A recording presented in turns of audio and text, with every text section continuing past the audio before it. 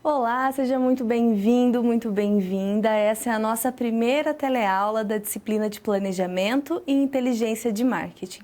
Eu sou a professora Daiane Freire Romagnolo, eu sou responsável por essa disciplina e estarei acompanhando você durante todas as 4 teleaulas, ao nosso Fórum Atividade, o Fórum 1 e o Fórum 2 e também as nossas provas, né? E aí, eu gostaria de convidar você para ver o tema dessa nossa primeira teleaula. Então, ali você vê o nome da nossa disciplina, o tema dessa aula é Análise Ambiental e de Mercado. Para fazer a minha apresentação, o porquê de eu estar com essa disciplina, eu tenho graduação em Administração, mestrado também em Administração, trabalhei com pequenos e microempreendedores, tenho uma maior afinidade pela área de marketing, trabalho diretamente com os cursos de marketing digital, então eu gosto muito dessa área de planejamento, inteligência de marketing, parte de marketing digital, como a gente pode pensar essas novas tecnologias aplicadas aos negócios, pequenos negócios onde você consegue interagir com o consumidor ou até mesmo com as estratégias da empresa e as equipes, para pensar essas novas estratégias e o seu planejamento. Então, nesse caso, nessa nossa primeira teleaula, a gente vai pensar a questão de análises, como a gente utiliza as ferramentas de gestão, essas ferramentas disponíveis para que a gente faça as nossas estratégias, para que a gente enxergue tanto esse ambiente interno da organização quanto o ambiente externo. Da mesma forma como a gente vê em algumas disciplinas, a gente tem algumas situações da realidade profissional onde a gente aplica todos os conceitos que a gente vê aqui. Nessa aula não vai ser diferente, assim como nas demais aulas. A gente tem situações da realidade profissional, que logo a gente já vai conhecer qual é, mas a gente vai aplicar esses conceitos. Isso não quer dizer que vai servir apenas para essa situação que eu trago aqui. Por isso que a gente tem o nosso chat atividade, para que você também possa mandar suas contribuições. De repente você tem alguma experiência enquanto consumidor, enquanto atuante já na área, caso você já trabalhe, mande as suas contribuições, as suas dúvidas e a gente vai interagindo. Vamos lá, ver o que a gente vai ver na aula de hoje. Você sabe quais ferramentas e recursos a gente pode utilizar nas análises tanto ambiental quanto mercado? Principalmente, a gente vai conhecer as diferenças entre planejamento e plano de marketing, as diferenças entre as análises PEST e análise SWOT, os modelos das 5 forças de Porter, a VBR e o VRO, e a gente vai entender quais são essas ferramentas, o ciclo de vida dos produtos e também as matrizes BCG, ANSOF e GE. Por que a gente precisa entender todas essas ferramentas e esses recursos para fazer essas análises? E a gente vai entender que precisamos começar, então, a fazer o planejamento de marketing sempre através dessas ferramentas de gestão. A gente vai entender que todas essas matrizes, elas auxiliam na análise da atuação da empresa e também de como estão os seus produtos no mercado que ela integra. E para a gente entender qual é a situação da realidade profissional nessa aula, a gente vai ter um vídeo que explica melhor qual é essa situação. Então, convido você para assistir esse vídeo comigo.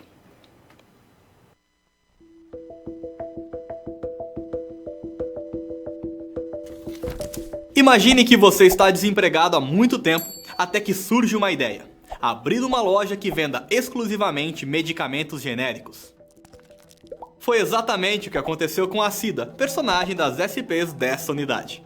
Apesar de esse ser um mercado em expansão, a concorrência ainda é grande e ela precisa de ajuda para traçar estratégias que possibilitem sucesso ao seu negócio.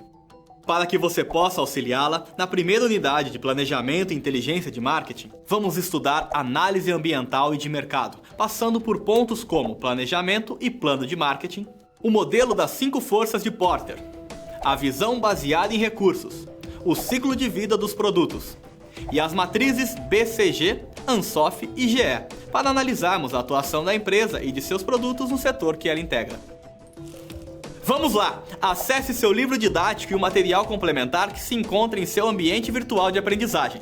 Também não deixe de responder aos questionários das pré- e pós-aulas de cada sessão. O empreendimento da Cida está em suas mãos. Boa sorte!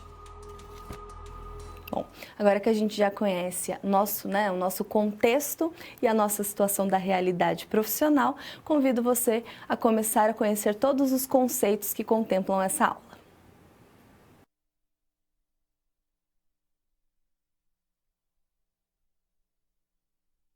Planejamento e plano de marketing. Basicamente, quando a gente fala em planejamento e plano de marketing, muitas pessoas tendem a fazer uma confusão entre esses conceitos, né? Achar que planejamento e plano são a mesma coisa. A principal diferença nesse ponto, quando a gente vai começar a falar dessas duas coisas, é diferenciá-los. Planejamento é uma etapa que antecede o plano de marketing. Então, a gente vai entender o que é esse planejamento. Dá uma olhada comigo. Planejamento é o primeiro passo. Então, é o primeiro passo, aquilo que eu faço para começar a elaborar um bom plano de marketing. Para isso, eu preciso fazer uma correta análise tanto dos ambientes interno quanto externo da organização. E é importante saber que qualquer projeto necessariamente vai passar pela fase de planejamento. Portanto, se eu olho para uma questão de análise, eu preciso de ferramentas que me deem subsídio. Portanto, quando eu olho para o ambiente, eu posso olhar para dentro da organização ou para fora dela. Enquanto gestor, para fazer essa análise, ao fazer esse planejamento, se eu estou fazendo uma prévia de um bom plano de marketing, que a gente já vai ver o que é, eu preciso então fazer esse planejamento no sentido de quais ferramentas eu tenho à minha disposição que vão me auxiliar para fazer uma correta gestão, um correto planejamento, uma correta estratégia daquilo que eu vou implementar, né? Indo de encontro com os objetivos pré-estabelecidos dentro de uma área de marketing, dentro de uma organização como um todo. Por isso que acaba sendo muito linkado com o planejamento estratégico da organização. Agora vamos entender o que é o plano de marketing. O plano de marketing, por sua vez, já é um documento. De fato, eu falo de um documento formal, onde eu estabeleço todos os objetivos de uma instituição. Mas ali eu estabeleço objetivos referentes a um determinado período das atividades da área de marketing. Por quê? Porque é o plano de marketing. Então, eu tenho que pensar nos objetivos da instituição para determinado período na área de marketing. Lá eu vou definir os meus planos de ação. E esses planos de ação, eles basicamente, eles partem daquele princípio, né? O que será feito, quem fará, quem são esses responsáveis, em quanto tempo será feito, é aquele 5W2H que a gente comumente fala quando fala de plano de ação.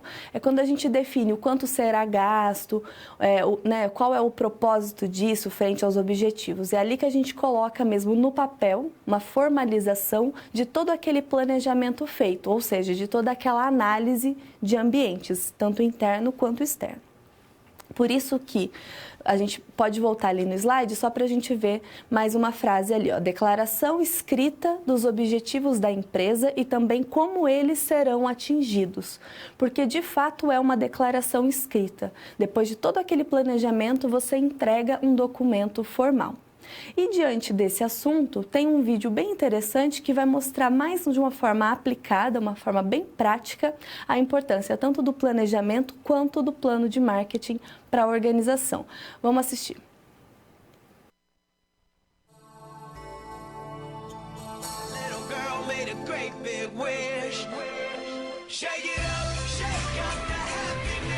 Sabe aquela publicidade divertida que você nunca esqueceu?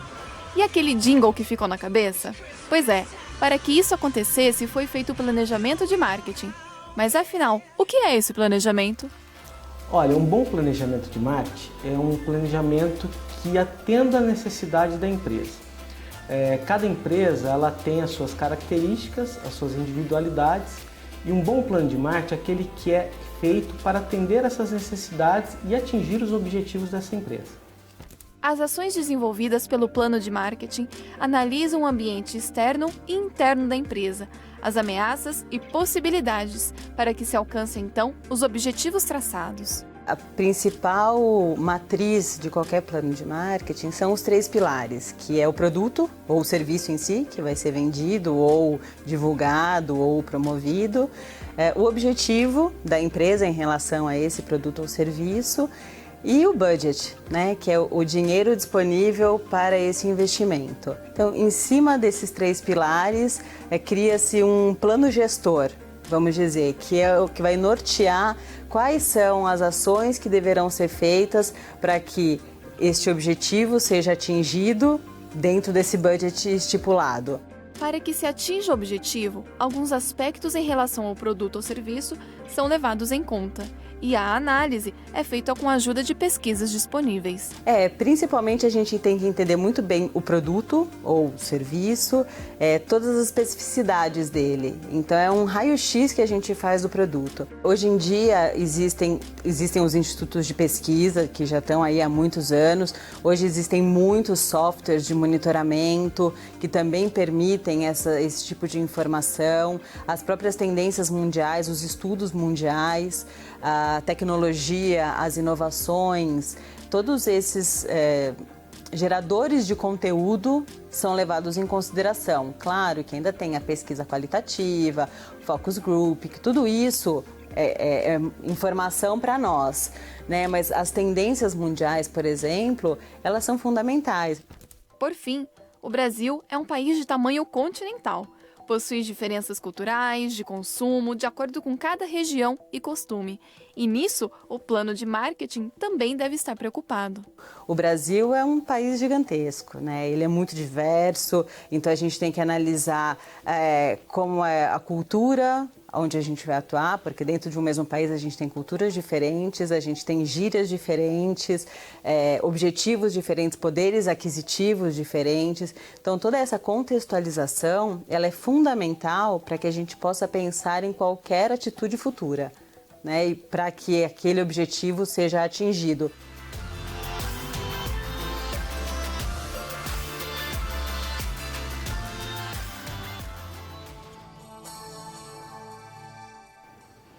Bom, e aí com esse vídeo também é importante a gente lembrar que quando você tem o plano de marketing definido, né, ou seja, aquele documento escrito, formalizado, que você divida ele, né, compartilhe ele com a sua equipe. Ao compartilhá-lo, todo mundo vai ter acesso às informações e fica muito mais fácil trabalhar, porque daí todo mundo entende quais são os propósitos, os objetivos. E aí, todo mundo tendo acesso a essas informações, fica mais fácil, então, desempenhar as funções, saber quem são os responsáveis efetivos, e aí fica mais fácil desempenhar todas essas tarefas.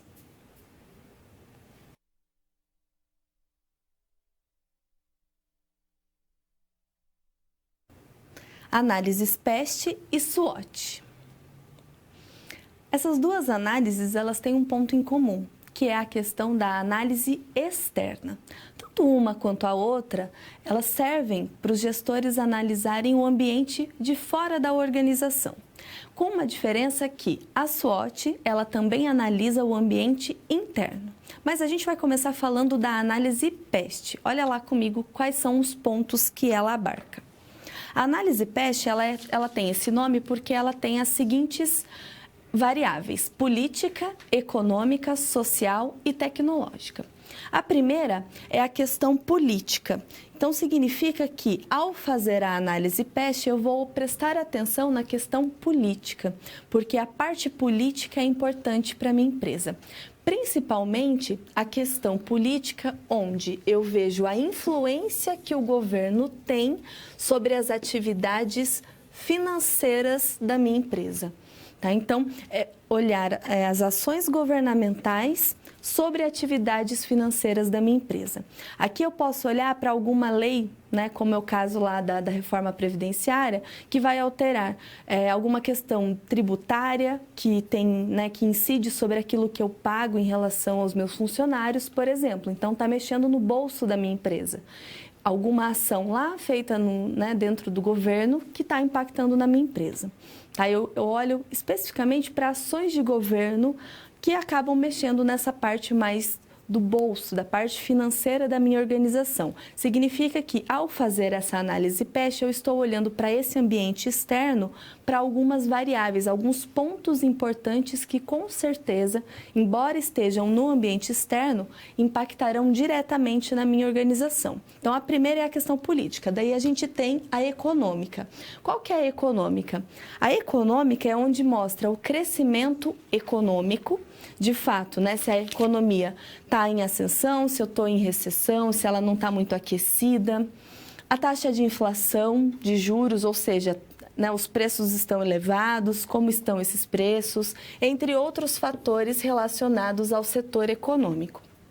E aqui é importante ver que não apenas aquilo que influencia na economia de um modo geral entre os meus concorrentes, para ver como isso está influenciando os meus concorrentes, mas também pensando na empresa enquanto aquilo que ela oferta para o mercado, né? Então aquilo que ela oferta para os consumidores e como esses consumidores também estão nesse mercado, nessa situação econômica. Vamos parar para pensar numa empresa que vende essencialmente artigos de luxo, né? Artigos que muitas vezes, no momento de recessão, são artigos considerados supérfluos. Nesse caso, essa empresa ela acaba sofrendo mais em momentos de crise. Por quê? Porque as pessoas tendem a não comprar tantos produtos considerados mais supérfluos ou de luxo, porque elas dão mais preferência a produtos básicos, né? Você, numa possibilidade de, às vezes, né, no momento de crise, você tende a comprar produtos que você considera de mais necessidade, de maior necessidade. Então, você não vai comprar um produto, às vezes, considerado mais supérfluo. Então, pense nessas empresas que trabalham mais com produtos desse tipo. Em momentos de recessão, que a economia não está muito aquecida, ou que está tendo demissões em massas, esses mesmos consumidores, às vezes, são mandados embora. E aí, eles não compram mais dessa empresa. Então, essa empresa acaba sendo impactada por esse momento econômico. Por isso que, nesse tipo de análise, você também está prestando atenção em como vai essa economia. É o olhar atento desse gestor que influencia nesse planejamento para essa inteligência competitiva e essa inteligência de marketing. Mas aí a gente tem a questão social. A questão social, ela mostra peculiaridades culturais, por exemplo, do país. Pensa no caso do Brasil, né? É um país continental, é um tamanho continental. Então, a gente tem diferenças culturais de cidade para cidade, até mesmo dentro do próprio estado. Imagina de uma região para outra, né? No sul do país ou no norte do país, a diferença de um para outro. A escolaridade da população, como isso influencia na forma como você divulga o seu produto, como você posiciona o seu produto. O que é posicionar o produto? É a forma como você quer que o seu produto seja lembrado pelo seu consumidor. E ainda outros aspectos dessa estrutura social. Aqui é quando a gente vai traçar estratégias dentro do nosso planejamento, inteligência de marketing, que tem essa função de olhar para questões sociais, saber qual é o meu público, para qual é o estilo da minha empresa e aí como a minha empresa pode traçar essas estratégias e então colocar, né, se posicionar, fazer a sua divulgação, oferecer esse produto de um modo geral e até mesmo se manter, né, se manter longeva, ser sustentável no longo prazo. E por fim, a questão tecnológica. A tecnológica, ela precisa checar a influência tecnológica na empresa de um modo geral. Mas aí você, de repente, pode se perguntar, professora, mas por que você está... às vezes a gente deve olhar apenas para essa questão tecnológica, no sentido de quais tecnologias eu poderia utilizar no meu processo de gestão? Também a gente pode se perguntar por isso, né, nesse caminho, mas a gente tem que pensar o seguinte: quantas empresas muitas vezes não acompanham as mudanças tecnológicas e são impactadas por elas? Né, se a gente pensar lá na indústria fotográfica, que perdeu, não acompanhou esse momento, né, onde a gente estava tendo uma transição para o mundo digital, onde as pessoas estavam indo para outro caminho e aí elas perderam um grande mercado. Né? Então, grandes empresas que não prestaram atenção nessas mudanças e não cursaram a sua estratégia para um caminho diferente. Então, se você não presta atenção nessas pequenas mudanças, nas formas também como as pessoas se relacionam, você acaba perdendo esse time, que é esse tempo de mercado. E aí você acaba ficando para trás. Então, também é prestar atenção nessas mudanças, ou seja, fazer essa análise externa da organização, porque a análise PEST, ela prevê isso, e aí sim você faz as adaptações necessárias. Mas a gente tem a análise SWOT, e aí sempre você vai olhar a análise SWOT e vai encontrar figuras parecidas com essas. Porque a análise SWOT, basicamente, ela está olhando o quê? É SWOT porque vem das palavras em inglês, né? Força, fraqueza, oportunidade e ameaça, que se fosse em português seria fofa. Mas por quê? Porque a gente está falando de fatores internos e fatores externos. E, além disso, a gente fala tanto de fatores positivos quanto fatores negativos. Só que a diferença da SWOT para a análise PEST é que, além de eu olhar para o ambiente externo, eu também olho para o ambiente interno. Só que ambiente interno, eu só posso considerar pontos fortes e pontos fracos, porque é aquilo que a empresa pode mexer, são coisas mais tangíveis, né? Porque está internamente. Então, aquilo que a empresa tem de bom ou coisas que ela precisa melhorar.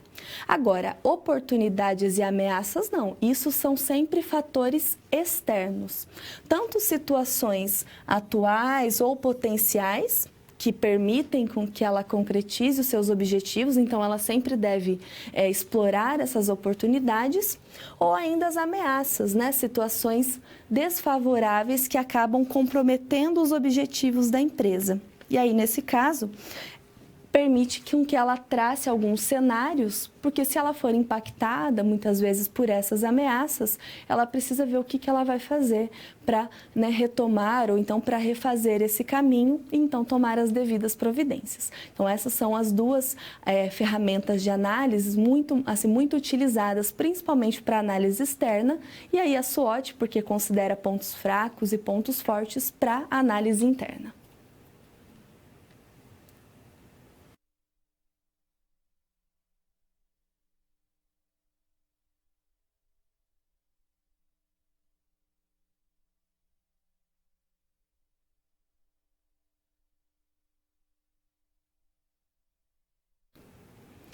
Modelo das 5 forças de Porter. Esse modelo ele é amplamente utilizado no mundo todo. Por que a gente fala do modelo das 5 forças de Porter utilizado no mundo todo? Porque ele serve para quaisquer setores. Eu posso falar tanto de grandes empresas do ramo de calçados ou da indústria alimentícia, eu posso falar da parte de serviços, porque todo setor você precisa analisar a competição entre as empresas e você precisa analisar se a sua empresa ela é atrativa ou não, para consumidores, para que tenham mais concorrentes, enfim, você precisa fazer essa análise de um modo geral. E são 5 forças que geralmente são representadas nesse clássico desenho aí. Dá uma olhada comigo. Esse é um desenho clássico e a gente fala que pode ser utilizado por qualquer pessoa, porque Michael Porter, quando ele fez esse modelo das 5 forças, ele entendeu que qualquer negócio, porque a maioria dos negócios a gente enxerga isso, existe uma rivalidade entre concorrentes, porque você sempre disputa o mercado, você sempre está disputando, de certa forma, a participação no mercado, que é o que a gente chama de market share. Então, você disputa sempre uma parcela de mercado, por isso que cada vez você tenta inovar nos seus produtos, chamar a atenção do seu cliente, fazer alguma promoção ali para desbancar o concorrente, enfim. Você tenta achar sempre formas para chamar a atenção. Então, porque há sempre uma rivalidade entre os concorrentes. É por isso que essa aqui é considerada a força mais significativa dentro desse modelo. Mas a gente também encontra poder de barganha dos fornecedores. Então, quando você for analisar se o setor ele é atrativo ou não, se você vai encontrar concorrentes para disputar com você esse mercado dentro do ramo que você atua, você precisa analisar, além da rivalidade entre os concorrentes, será que existe um forte poder de barganha dos meus consumidores? Ou seja, dos consumidores não, desculpa, dos fornecedores, né? Será que existe um poder de negociação forte desses fornecedores? Porque às vezes não vale a pena você ter apenas um fornecedor, não vale a pena a gente ficar na mão de uma empresa só para fornecer para a gente, né? Às vezes ele vai forçar mais o preço, ele demora em prazo de entrega, então você fica muito na mão desse fornecedor. Da mesma forma, a gente tem poder de barganha dos consumidores, dos clientes de um modo geral. E aí, será que o seu cliente ele tem muito poder de negociação? Ou seja, você fica muito à mercê desse cliente e isso é ruim para você enquanto negociante, né? Porque você sempre está cedendo ao seu cliente e muitas vezes você não consegue obter muitos lucros. Então, às vezes, não é um mercado interessante, um mercado atrativo para você atuar. Ainda, será que esse mercado ele tem muitas ameaças de novos entrantes? Ou seja, existem muitas empresas que podem entrar nesse mercado? Será que existem barreiras de entrada para que outras empresas também passem a atuar e serem concorrentes suas nesse mercado? E, por fim, aqui, a ameaça de produtos substitutos. Produtos iguais ao seu, produtos semelhantes, mas que fazem a mesma função, produtos que o consumidor ache mais interessante ali naquele momento, né? Produto que muitas vezes, até então, você achou que não pudesse fazer, né, não pudesse substituir o seu e aí você não acompanhou esse momento de mercado e não percebeu que aquele produto pode muito bem substituir o seu e aí você não prestou atenção nisso e perdeu a sua parcela de mercado, a sua fatia de mercado. Então, se a gente colocar de um modo mais prático, até para exemplificar, vamos pensar numa loja de shopping, onde a gente tem lá um lojista, e você pode ser esse lojista que tem uma loja de alimentação ali, né? Então, você serve um tipo de comida e aí uma pessoa vai ao shopping para assistir um filme. Depois que ela sai do cinema, ela vai se alimentar lá na praça de alimentação. E ela pode escolher a sua loja para se alimentar ou um outro restaurante ali qualquer da praça. Nesse momento, você, enquanto lojista, ao aplicar o modelo das 5 forças de Porter, você está analisando qual setor, qual é a sua indústria ali, que a gente fala que é o conjunto de empresas. Você está analisando aquela praça de alimentação. Por quê? Porque a gente não parte do pressuposto de que aquela pessoa que foi assistir o filme, que ela vai sair daquele shopping onde ela foi ver o filme, para ir em um outro shopping assistir comer em outro lugar. Então, você analisa esse mercado que você disputa simplesmente com as lojas que ali estão. Então, o seu mercado tem ali 500 metros quadrados, 1.000 metros quadrados. Da mesma forma, se você olha para um mercado numa cidade, você analisa essas 5 forças de Porter, os seus concorrentes, o poder de barganha que você tem, enfim, dentro desse contexto local da cidade, com os outros mercados que você disputa os seus clientes. Da mesma forma, se você tem uma montadora de veículos, ou pensar no contexto de uma montadora de veículos, ela tem que pensar nesse contexto nacional.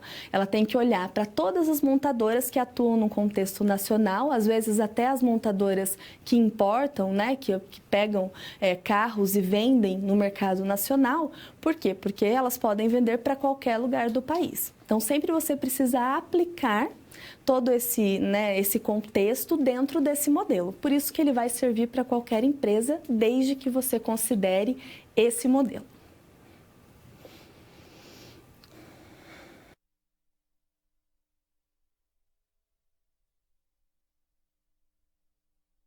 Análise estratégica em marketing. Para análise estratégica em marketing, a gente aplica uma situação da realidade profissional. Então, aplicando essa situação, a gente vai utilizar algumas ferramentas dentro do contexto da Cida, que ela adquiriu agora uma loja de medicamentos genéricos e vai ser empreendedora. Então, dá uma olhada comigo. ela vai precisar de auxílio com as análises ambiental e de mercado. Para fazer o quê? Para elaborar o planejamento e o plano de marketing. Será que o novo negócio ele possui forças suficientes para abraçar as oportunidades? Ou ainda, o setor que ela vai atuar, né, dentro dessa parte de medicamentos genéricos, ele oferece muitas ameaças? Nesse caso, a gente ajuda a Cida a entender essa parte mais estratégica do negócio e utilizar as ferramentas de gestão, as matrizes. Primeiro, a gente começa com a análise PEST, que é a análise política, econômica, social e tecnológica. Dentro dos aspectos políticos, econômicos e sociais, no contexto da Cida, dessa loja de medicamentos genéricos, é importante que ela saiba quem toma a decisão, né? Ainda que seja um médico que prescreve o medicamento, sempre vai ter a pessoa que é responsável por pagar esse medicamento, né? Então, geralmente, quem detém ali o dinheiro para fazer o pagamento é aquela pessoa que muitas vezes vai tomar a decisão, né? Quem vai poder dar a decisão final se vai poder pagar ou não, mas é importante que ela conheça quem toma a decisão. Como se comporta o segmento que ela atua? Ela só vai conseguir isso fazendo essa análise, né? Olhando para esse segmento, como ele tem atuado nos últimos anos. Será que eu tenho tido novos concorrentes, novos produtos substitutos? O que tem acontecido nos últimos anos e quais as projeções futuras? É possível você traçar cenários, né? Fazer estimativas. As opiniões dos consumidores, principalmente em relação a medicamentos genéricos. Será que os consumidores têm mudado de opinião? Será que a medicina alternativa tem tomado mais a mente desses consumidores? E será que não seria uma opção mais viável para ela, de repente, no momento? E ainda, tipo de relacionamento esperado. O consumidor, cada vez mais, ele espera um relacionamento diferente com as empresas, um relacionamento mais pessoal. Menos essa interação formal, algo mais informal. Então, é importante que ela faça essa análise externa também. Ainda, dentro da análise PEST, a gente tem a questão tecnológica.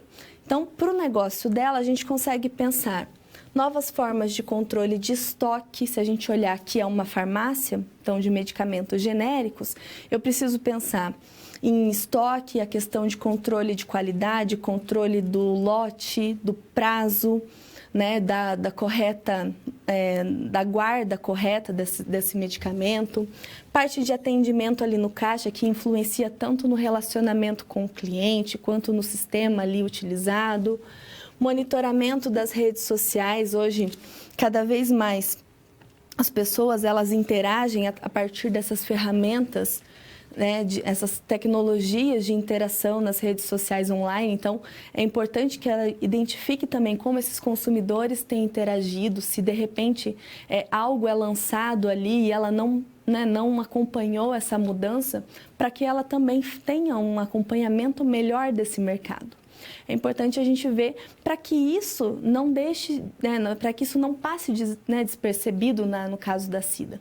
E aí, isso serve para qualquer mercado que você atue também, não serve só para essa loja de medicamentos genéricos. Mas vamos continuar aplicando os nossos conceitos. Análise SWOT, aí a gente tem a questão de oportunidades, ameaças, forças e fraquezas, né? Se você olha para a análise SWOT, dentro de oportunidades, crescimento do mercado e o envelhecimento da população. Cada vez mais as pessoas têm maior qualidade de vida, então, existem mais pessoas sobrevivendo e vivendo bem no longo tempo, envelhecem mais e precisam de medicamento, então é uma oportunidade para ela. Veja que oportunidade e ameaça é ambiente externo, então vem de fora. A ameaça aqui, no caso, a concorrência, porque ela é uma empresa ainda pequena, frente a grandes redes de farmácias. Forças, ou seja, forças e fraquezas, eu estou olhando para ambiente interno. Diferencial dela é uma força porque ela trabalha só com medicamentos genéricos, então ela consegue barganhar muito mais com o fornecedor, né, com o cliente, de repente. Então ela tem esse diferencial porque ela só trabalha com genérico e não com marca famosa. E a fraqueza dela? Baixo capital de giro. O que é o capital de giro? É quando você não tem o dinheiro ali, né, no dia a dia, para honrar com seus compromissos financeiros. Então, se você não vende nada, você precisa ter o dinheiro ainda para pagar os seus custos, né, o que você gasta ali, os seus gastos diários. Então, ela tem um baixo capital de giro.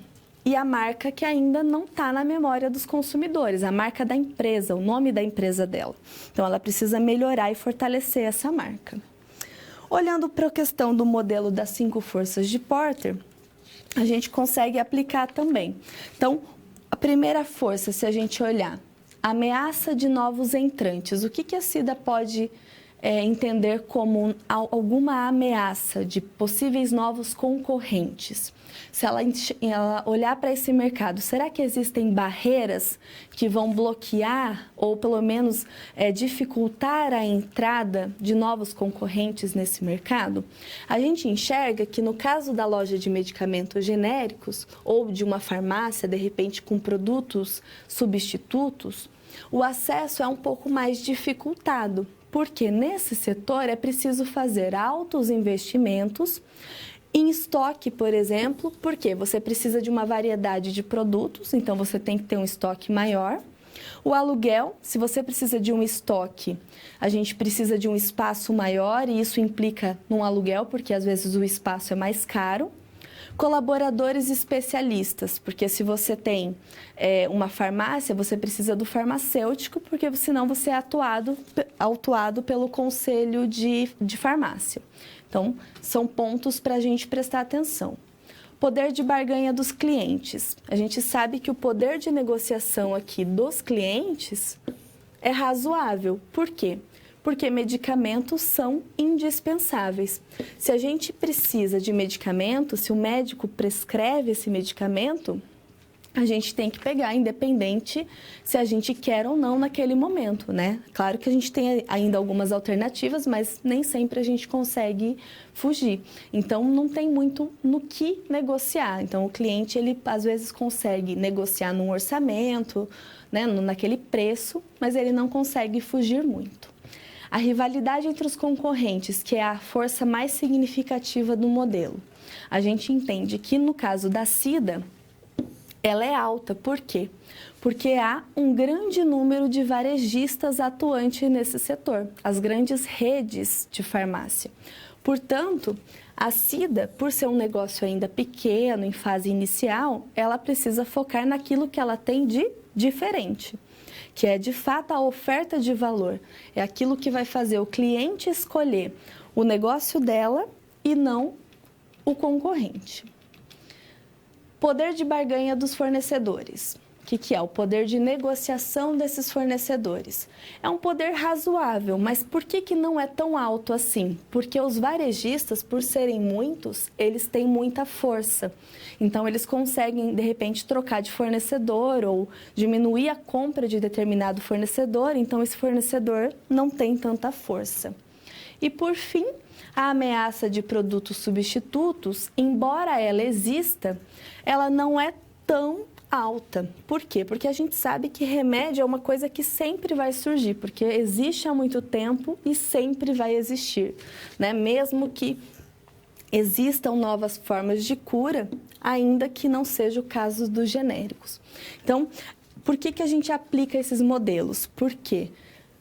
Tanto a análise PEST, quanto a análise SWOT, quanto o modelo das 5 forças de Porter, eles servem para analisar, olhar para esse ambiente, né, interno ou externo, dependendo da ferramenta, e ver o que isso impacta no meu negócio e como eu consigo rever as estratégias ou ver se é atrativo ou não entrar naquele negócio, né, qual que é a competitividade, e aí sim eu traçar bons planos de ação, e aí no caso plano de marketing, o planejamento e o plano de marketing, para que seja de fato efetiva a minha estratégia e eu consiga atender então aqueles objetivos propostos.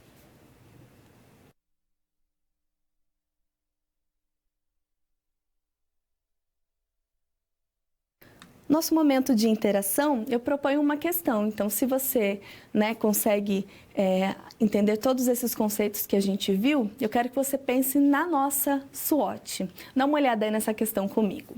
Agora que a gente entendeu mais sobre a matriz SWOT, reflita sobre um pequeno mercado de bairro e verifique quais são as forças, as fraquezas, as ameaças e as oportunidades do setor.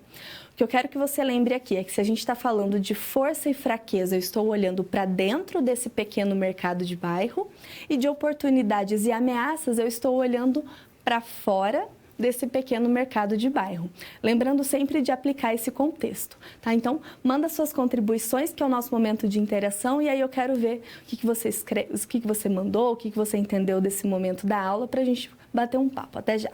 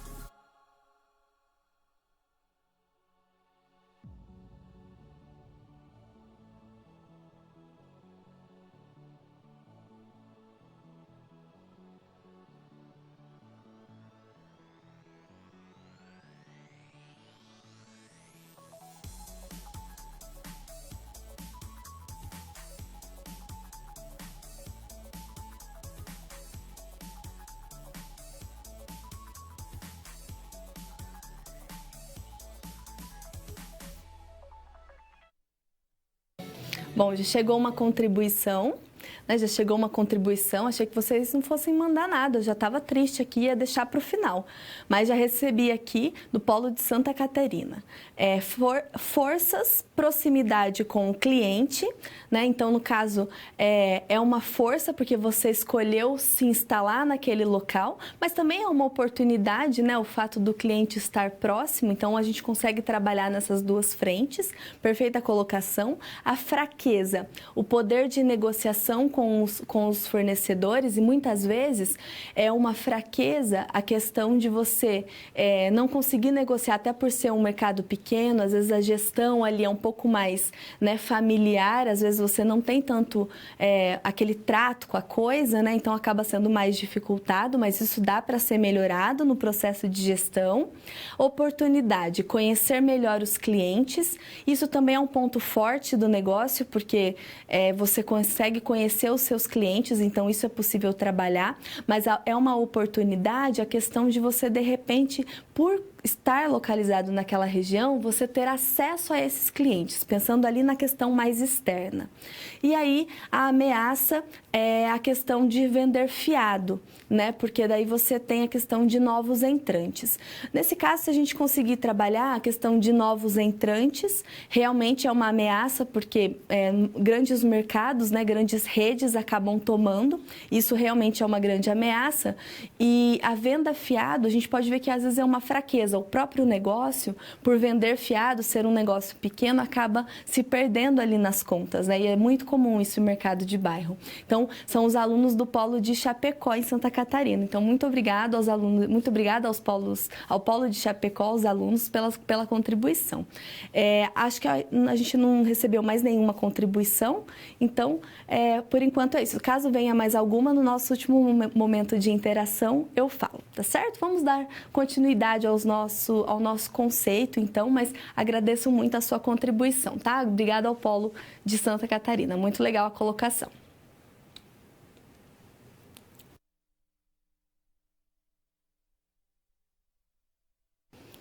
Visão baseada em recursos, a VBR e a VRIO. Essas duas ferramentas, elas são bem importantes para a gente fazer também uma análise não só estratégica, mas também uma análise do negócio numa perspectiva mercadológica. Vamos entender o porquê, começando com a VBR. A VBR, ela permite que a empresa determine as suas estratégias. A partir do quê? A partir da análise dos recursos e das competências, ou seja, eu vou olhar para dentro do meu negócio, portanto eu estou olhando apenas internamente, e aí eu somo a análise de recursos. O que são os meus recursos? É tudo aquilo que a organização possui como fontes de solução. Tá? Então, são os meus ativos tangíveis, os meus ativos intangíveis. Mas a minha análise de competências. A competência é a capacidade que você tem de resolver qualquer assunto. Tá? A competência é uma soma de conhecimento, de habilidade e de atitude para você resolver algo. Então, você soma recursos e competências e aí sim você encontra vantagens competitivas.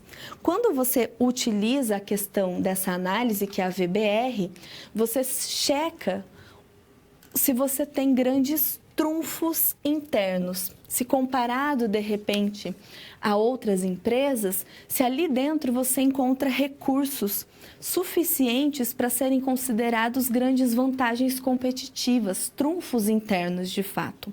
E muitas empresas têm, né, ativos tangíveis e intangíveis, às vezes competências ali dentro da organização que são fundamentais para o negócio. Portanto, a gente precisa lembrar sempre que a VBR ela está considerando apenas recursos internos da empresa. Tá? É um ponto importante da gente lembrar, eu não olho para fora da organização, eu estou olhando para recursos, então recursos internos. Portanto, todas as vantagens, tudo aquilo que vem de oportunidade, ou seja, do ambiente externo, não devem ser consideradas. Tá? Então, são alguns pontos que a gente precisa frisar bem. E ainda, o ponto central da VBR é o reconhecimento daqueles recursos organizacionais. Recursos que possibilitem o quê? Uma vantagem competitiva que seja sustentável. E por sustentável, estou entendendo que seja duradoura, com retorno consistentes de longo prazo. Então, que me dê retornos nesse longo prazo. Então, essa AVBR, ela tem essa como principal característica. Ela já, ainda que ela esteja olhando para esses recursos internos, a gente está olhando ali para competências e esses recursos a fim de alcançar vantagens competitivas. Mas tem uma outra ferramenta que é muito semelhante. Qual ferramenta é essa? É a VRIO. Só que a gente enxerga a VRIO nesse formato de planilha. Esse formato de planilha é onde é como se a gente respondesse alguns questionamentos. Por que a gente responde alguns questionamentos? Porque ela é uma técnica analítica, onde eu olho para recursos da minha organização. Quais recursos? Recursos humanos, recursos físicos, recursos financeiros, recursos organizacionais. E aí eu me faço algumas perguntas do tipo: esses meus recursos, eles têm valor? Ou seja, eles são valiosos? E o que é isso? Ou seja, com esses recursos eu consigo explorar as oportunidades que acontecem lá no ambiente externo? Ou será que eu consigo, com esses recursos, neutralizar as ameaças, né, no ambiente interno da empresa? Essas ameaças que vêm de fora, eu consigo neutralizá-las com esses meus recursos? Se você entende que não consegue, que se você não consegue nem isso, você já está, né, com uma desvantagem competitiva. Esse é o seu resultado. Agora, se você enxerga que você tem valor, mas isso pode ser facilmente imitado, né, que isso não é raro, que qualquer empresa pode ter, então você está em igualdade competitiva, você não se destaca de nenhum outro concorrente. Agora, se você enxerga que você tem esse valor e esses produtos, esses recursos dentro da organização, eles também têm uma certa raridade, ou seja, né, isso é importante ainda que num curto prazo, porque não é algo que toda empresa tem, ainda que num curto período de tempo, aí sim você tem uma vantagem competitiva, é algo que você consegue trabalhar enquanto estratégia para a sua empresa. Da mesma forma, a difícil imitação é uma consequência para o negócio. Então, se eles são valiosos, têm raridade e, como consequência, são difíceis de imitar, por exemplo, porque tem uma patente que limita a imitação, aí você não tem ainda eles organizados, você demanda de uma melhor organização dos seus processos, a gente pode dizer que existe aqui uma vantagem competitiva, mas ela ainda não está muito bem aproveitada. Então, você precisa melhorar esses processos, porque aí sim, se você melhorar esses processos, você completa todo esse checklist e, de fato, você tem uma vantagem competitiva de longo prazo. Agora, se a gente parar para pensar quais recursos são esses, a gente pode pensar a marca, uma marca mais renomada, porque aí você tem os processos organizados e o reconhecimento dos seus consumidores. Você trabalha bem a questão da experiência com o seu usuário. Você sempre tenta inovar para que o seu usuário, o seu consumidor, tenha a melhor experiência possível com a sua marca, coisa que o seu concorrente não faz. Se você tem uma propensão à tecnologia, à inovação, sempre melhorar, fazer diferente, são sempre recursos, coisas dentro da organização que você tenta inovar e fazer diferente, né? Ou relacionamento com o fornecedor, o que faz o seu negócio ser diferente, sempre estar à frente dos outros. É basicamente usar essa técnica analítica, né?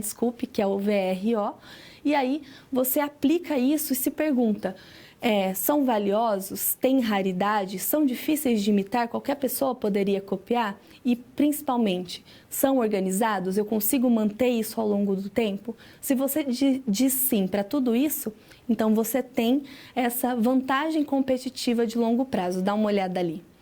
A gente tem ali, vantagens competitivas de longo prazo, que é a grande busca de toda a organização. Tentar essas vantagens competitivas para daí sim elas se destacarem nesse mercado e ganhar a preferência desse consumidor, que é onde o consumidor enxerga esse valor dentro da organização.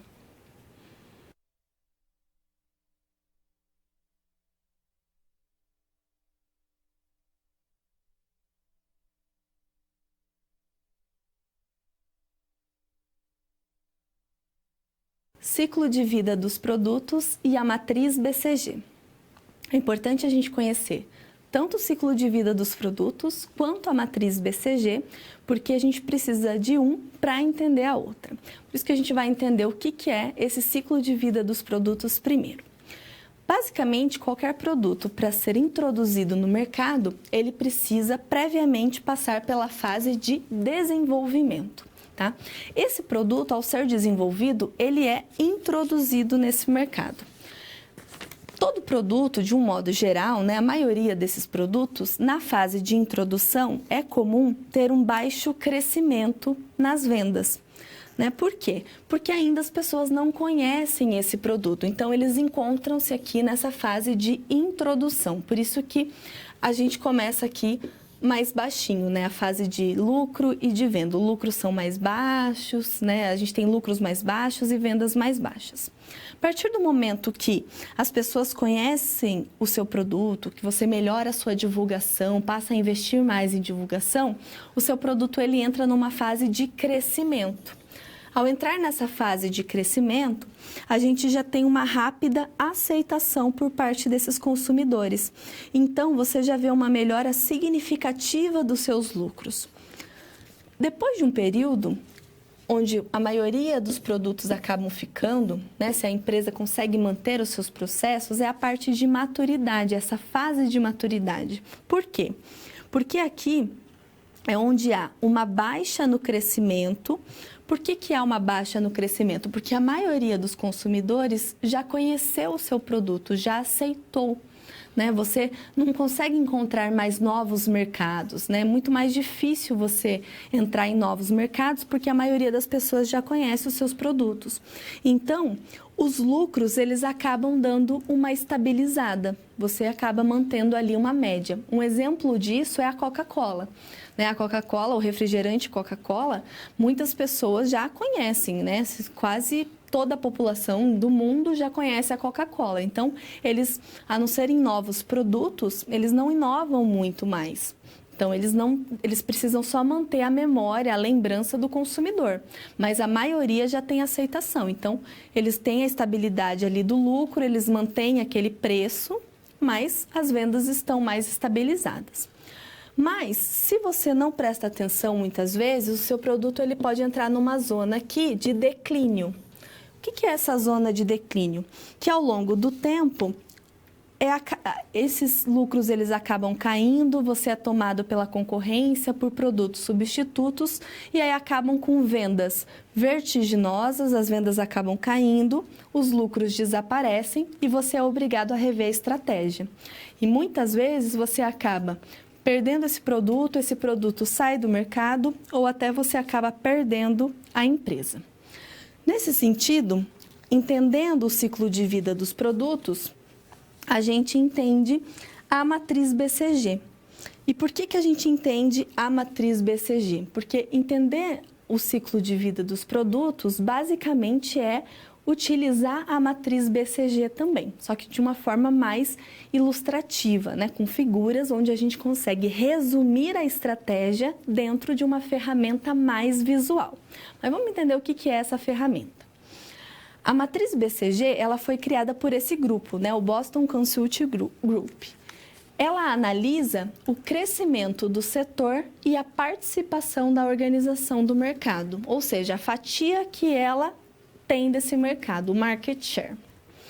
Portanto, ela permite que a empresa, né, quando eu aplico a matriz BCG, o que a empresa consegue ver?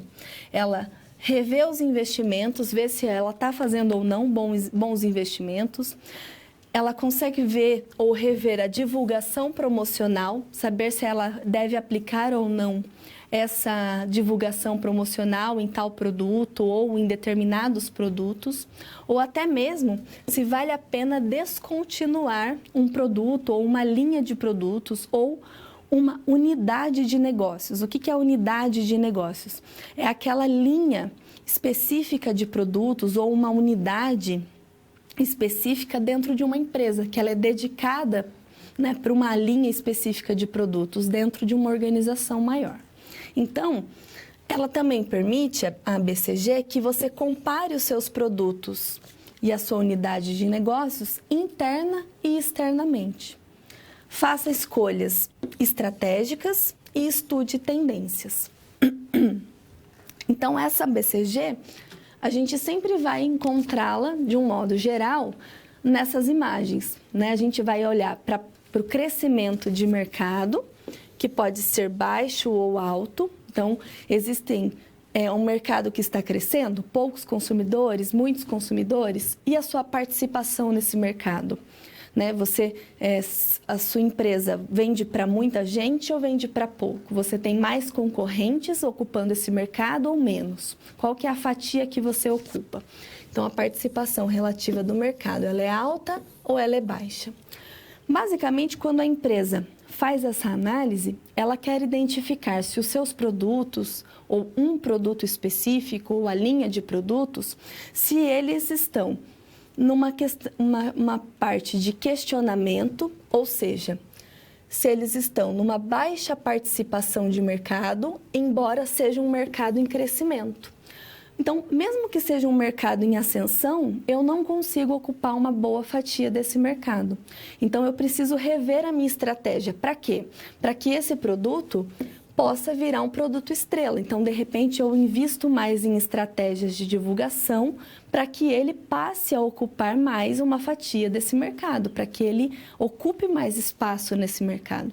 Porque, senão, se ele não conseguir virar um produto estrela, ele pode se tornar um abacaxi. E aí, quando ele vira um abacaxi, ele muitas vezes pode até ser descontinuado. Ele entra naquela fase de declínio, que é o que a gente viu anteriormente ali no nosso ciclo de vida dos produtos.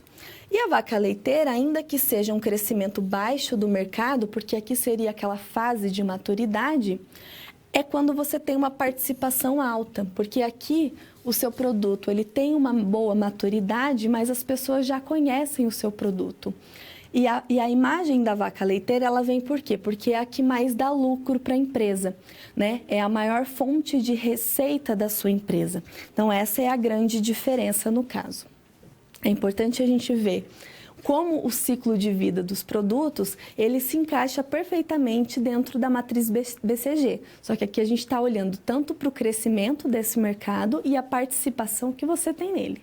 Então, você resume essa estratégia dentro de uma ferramenta mais visual. Quando você coloca essa ferramenta visual, as pessoas conseguem identificar quais pessoas da sua equipe, como o seu produto está posicionado, a sua unidade de negócios ou uma linha de produtos, e aí rever essas estratégias, que é o que estava ali naquele slide anterior, para daí você definir, então, o que poderá ser feito na sequência.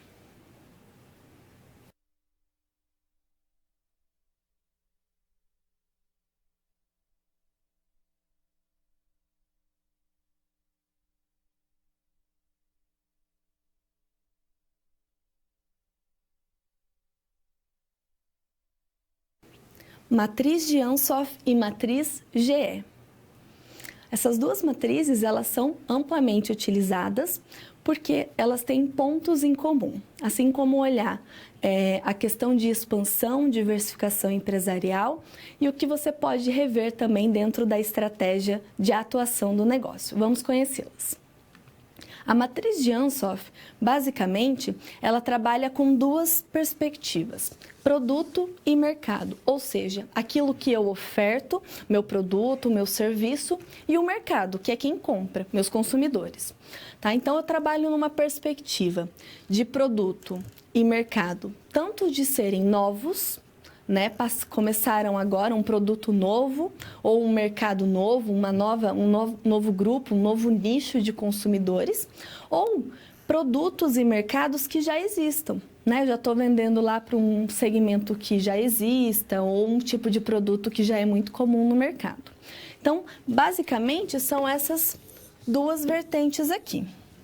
Só que o que ela me auxilia? A matriz de Ansoff, basicamente, ela me auxilia na determinação de oportunidades de crescimento. A partir do quê? da expansão e da diversificação empresarial.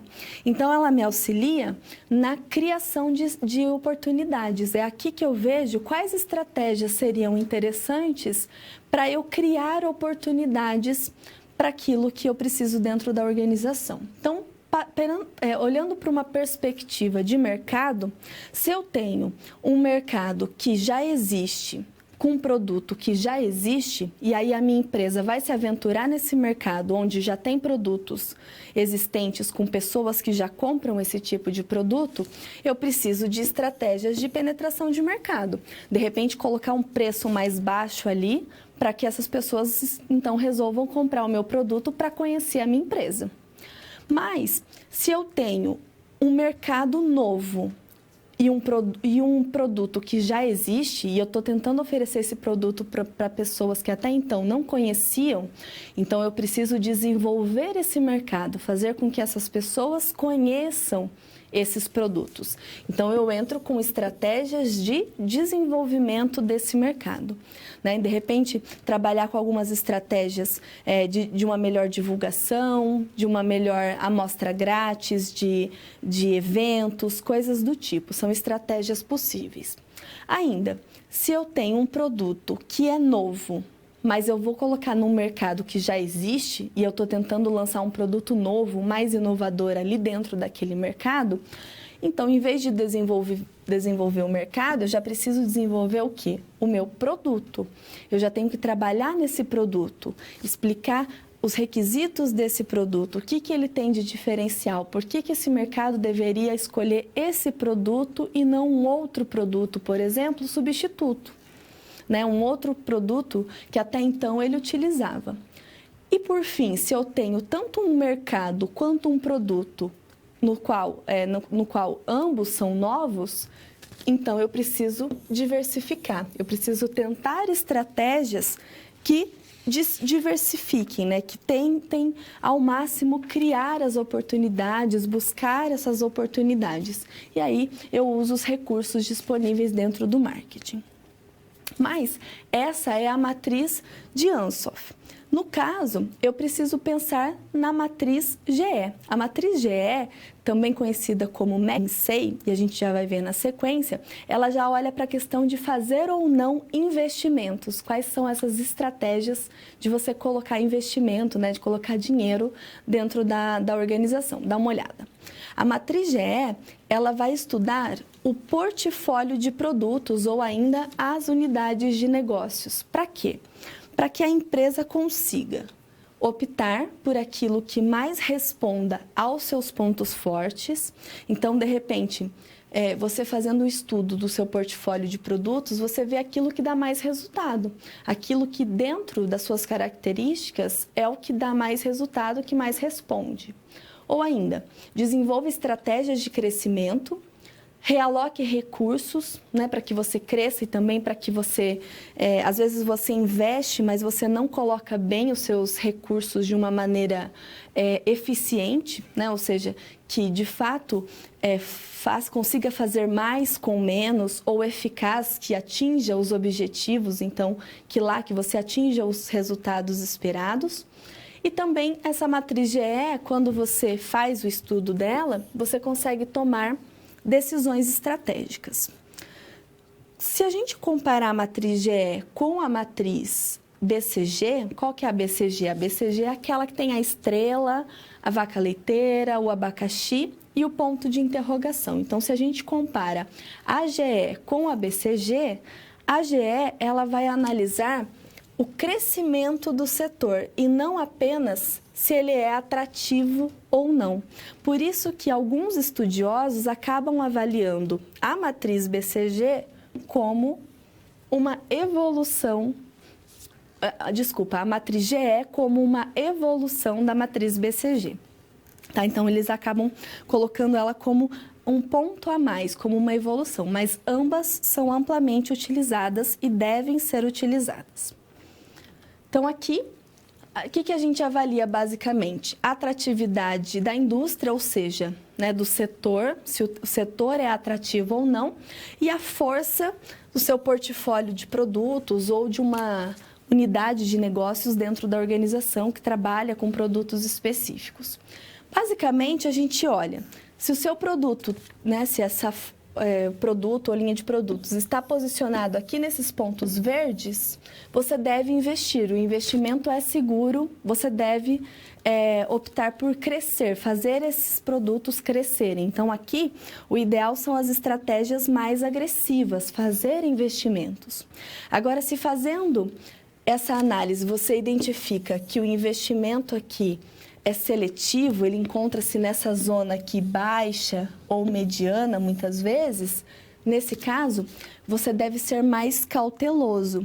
Aqui você precisa analisar se deve ou não haver algum investimento. Agora, se você identifica que eles se encontram nessa zona de perigo, nessa parte vermelha, então aí já é um problema, porque muitas vezes esses produtos eles devem ser vendidos, liquidados ou até mantidos só se eles gerarem algum lucro, pelo menos algum lucro, porque senão não vale a pena você manter recursos e esforços para esses produtos. Tá? Então, é importante a gente olhar para essa matriz e identificar onde o meu produto está posicionado, se é atrativo ou não para o meu negócio, ou se esse produto é atrativo ou não dentro do setor que eu atuo, que é essa questão da empresa, né?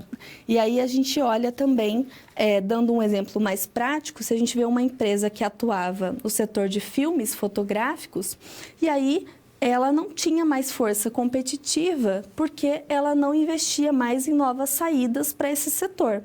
E ela encontrava uma baixa atratividade. E ela deve, então, entender, ao aplicar essa matriz, que ela deveria deixar o setor e investir em novos produtos. Né? Ao fazer essa análise, ela verificaria isso. Não valeria mais a pena investir, a não ser que ela inovasse. Com o recurso que ela tinha naquele momento, não valeria mais a pena.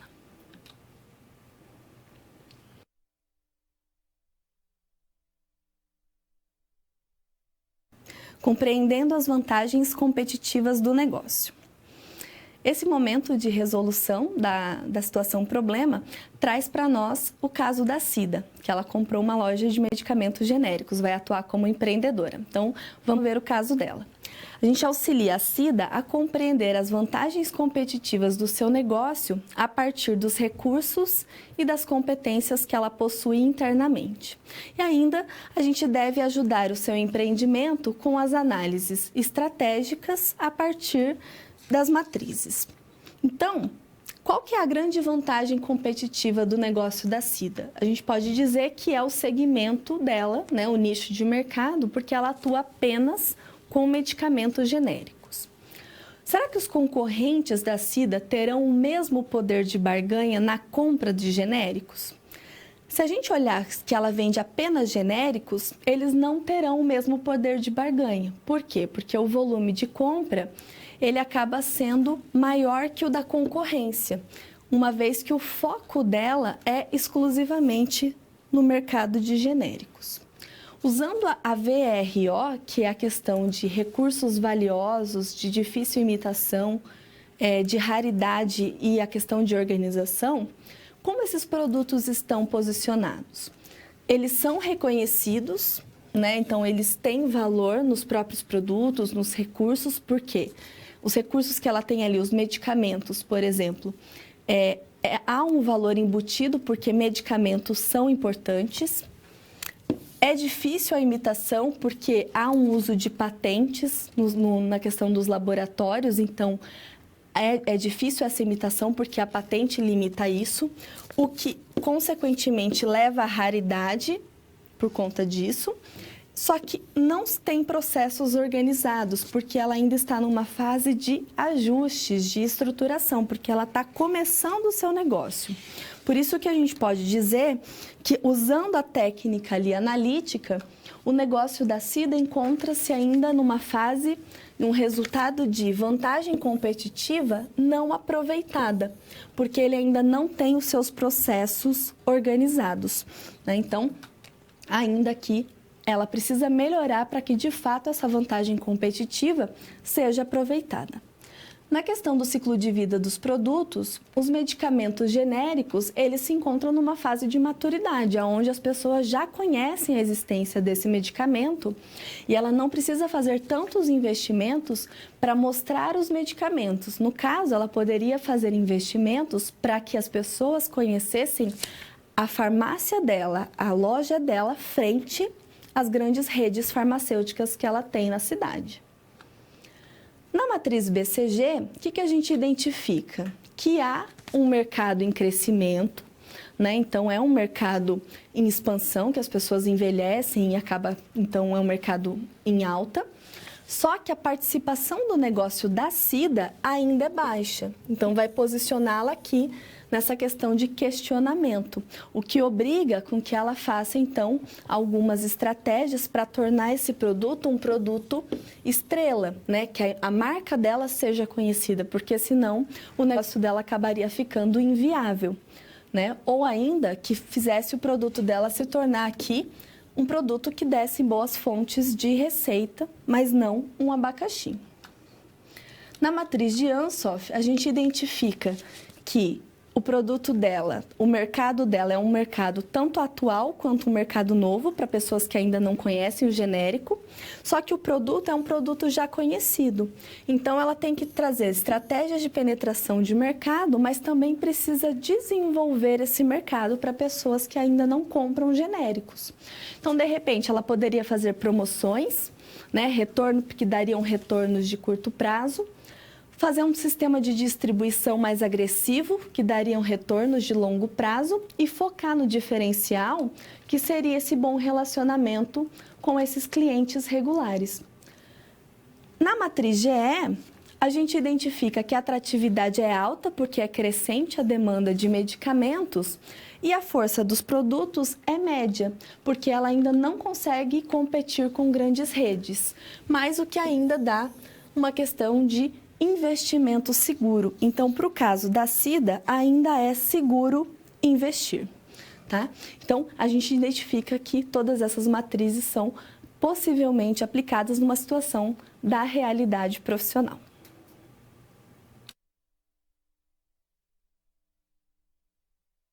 De interação, não apareceu nenhuma dúvida aqui para mim, mas vou só dar mais uma olhadinha aqui para ver se apareceu alguma coisa para a gente fazer o nosso encerramento. Até já!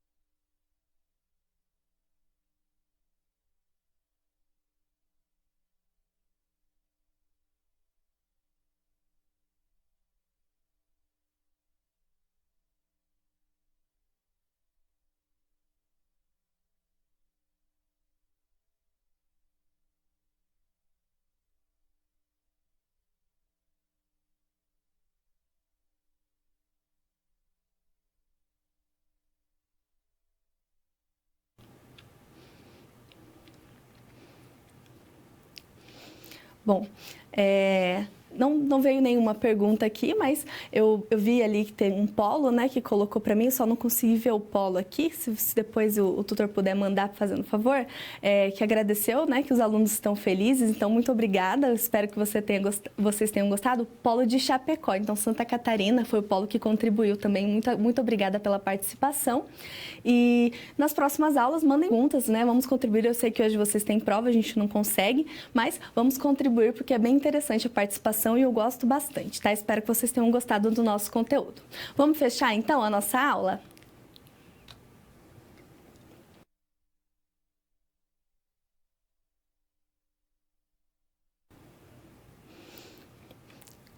Bom, para o recapitulando, eu gostaria de fazer então um fechamento do recapitulando, que a gente vai só relembrar aqueles pontos, né? O recapitulando, a gente falou do plano e o planejamento de marketing, depois a gente falou das matrizes, então a gente passou pela análise PEST, a análise SWOT, a gente depois falou ainda da questão, né, do modelo das 5 forças de Porter. Então, todas essas matrizes importantes para a gente fazer o planejamento estratégico, planejamento de marketing, que faz parte desse planejamento estratégico da organização, pensando nesses objetivos. Depois a gente teve ainda, né, mais para frente a nossa aula teve lá o nosso momento de interação. Depois, no final, a gente olhou para outras matrizes. Então, o ciclo de vida dos produtos, para entender a matriz BCG, falou da matriz GE, matriz de Ansoff, enfim, todas essas matrizes que a gente precisa para olhar tanto para o ambiente interno quanto ambiente externo da organização. É importante a gente pensar nisso, o que eu utilizo para cada uma delas, tá certo? Então, essa foi a nossa aula, agradeço muito a companhia de vocês, todas as contribuições, um grande abraço e até a próxima!